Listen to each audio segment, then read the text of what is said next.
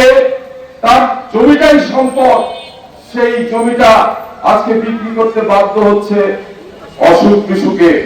আজকে তার মেয়ের বিয়ে বা পরিবারের কোন জরুরি কাজে আজকে তাকে বিক্রি করে খেতে হচ্ছে।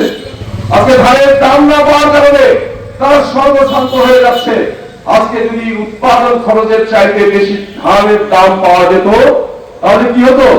তাহলে ওই ধানের দাম দিয়ে সে সংসার চালিয়ে চিকিৎসা করে ছেলে মেয়েকে লেখাপড়া করিয়ে আজকে মানুষ করে আজকে ভালোভাবে জীবনযাপন করতে পারত।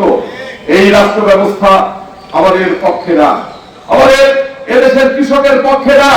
আজকে 85 জন কৃষক আমাদের সভাপতি বলে গেল, আমরা যদি 85 জন কৃষক হই, আমরা যদি ক্ষেত মজুর হই, আমাদের ট্যাক্সের টাকায় এই দেশ চলে, অথচ আমরা আজকে অসহায় দারিদ্রতার মধ্যে পড়ছি। আজকে কৃষক সর্বশান্ত হয়ে যাচ্ছে, আর আমাদের টাকায়, আমাদের ট্যাক্সের টাকায় যারা লেখাপড়া করে মানুষ হয়েছে, যারা আমাদের ট্যাক্সের টাকায় যারা বেতন দেয়, আজকে তারা আজকে আমাদের মনিব হয়ে আছে।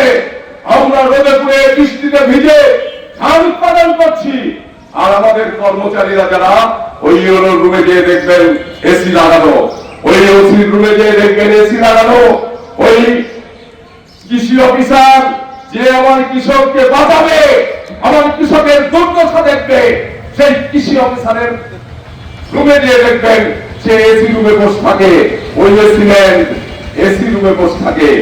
আমরা কৃষক এই দেশ চালাই, এই দেশের মূল চালিকা শক্তি হচ্ছে এদেশের কৃষক।